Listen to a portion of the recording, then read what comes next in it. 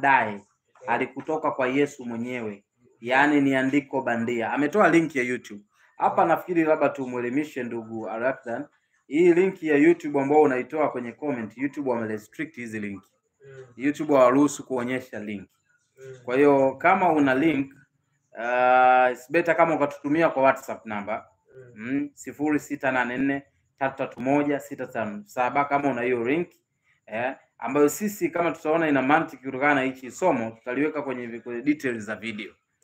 Unaweza kutuma kwa namba ya WhatsApp hiyo au namba nyingine ambayo ni 0612 775 namba ya WhatsApp. Yes, hizi namba mbili za WhatsApp. Nitarudia namba ya kwanza 0684331657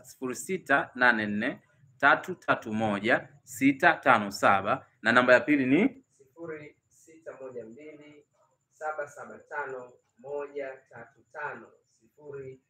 612 775 yani 775 135 yani 135 0612 775 135 namba ya WhatsApp.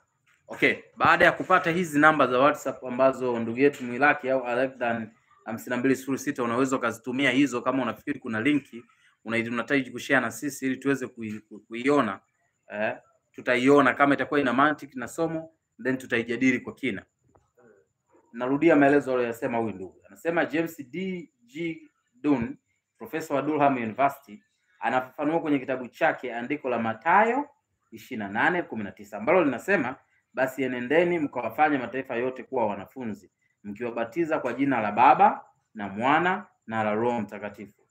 Ni uandishi wa baadaye, halikutoka kwa Yesu mwenyewe, yani ni andiko bandia. Nafikiri hapa hii jina la Baba na Mwana na Roho Mtakatifu ndio ilikuwa pichi yake huyu ndugu. Karibu. Kwanza nifafanulie. Kuna makosa fulani hapo. Yaani hebu tutumie tu akili ya kawaida kwanza kabla ya kutaka kusikia kile alichosema huyu profesa au kabla ya kutaka kusikia iko ambacho amekiweka kwenye link ya ambayo nimezungumza hapo ameweka huyo.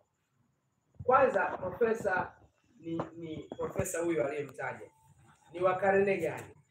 Yaani alikuwa hapo wakati wa Yesu mpaka yeye atupe ushahidi kwamba hilo neno alikutoka kwa Yesu. Yeye amepata ushahidi wapi? Aliambiwa na Mungu. Yaani ufunuo ameupata wapi kwamba hilo andiko ni uandishi wa baadaye? Katoa wapi? Ni muhimu tufahamu, na ninarudia tena. Nimezungumza na kuzungumza. Biblia ndio kitabu cha kale kuliko kitabu chochote duniani. Ndio kitabu cha kale. Kama ilikwisha kuandikwa Biblia mwaka wa 100 baada ya Kristo, anakuja profesa karne ya 21 au ya 20, anakuja kukosoa kile ambacho kimeandikwa miaka zaidi takriban 2000 iliyopita. Huyu hatuwezi kumthibitisha kwamba ni kweli, lakini tunachopaswa kuthibitisha tunaangalia kile kilichosemwa kabla hao wote. Ndio maana kwa mfano tunatumia hoja hiyo kwa mfano hata Waislamu wanapozungumza habari ya kwamba Qur'ani ndio kitabu kilicho sahihi kuliko vingine. Yaani tumia tu akili ya kawaida. Qur'ani imekuwapo duniani kuanzia mwaka 610 kwenda mbele ndio imekuwapo Qur'ani. Kabla ya mwaka 610 haikuwapo Qur'ani. Wakati mwaka 610 Qur'ani ndio inaanza kuandikwa, mwaka wa 100 Biblia ilikwishakamilika. Maana yake zaidi ya miaka 500 Biblia ilishakamilika, zaidi ya miaka 500. Leo kile kitabu miaka 500 baadaye kije kikosoe Biblia iliyokuwa hapo nyuma. Maana yake bila shaka huyu wa mbele ndio mwenye makosa, si wa nyuma. Tumekuwa tukizungumza habari si ya Wakatoliki na Waprotestanti. Nikasema Wakatoliki ndio wanaowaita watu waliowapinga ni Waprotestanti, lakini by reality Wakatoliki ndio Waprotestanti. Wao ndio wamepinga injili iliyoletwa na Yesu Kristo. Sasa huyo profesa kawaida hapa, tutaki kwenda university, akili ya kawaida.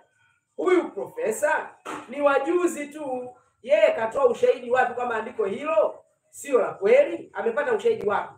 Hana ushahidi popote. Yeye amebeba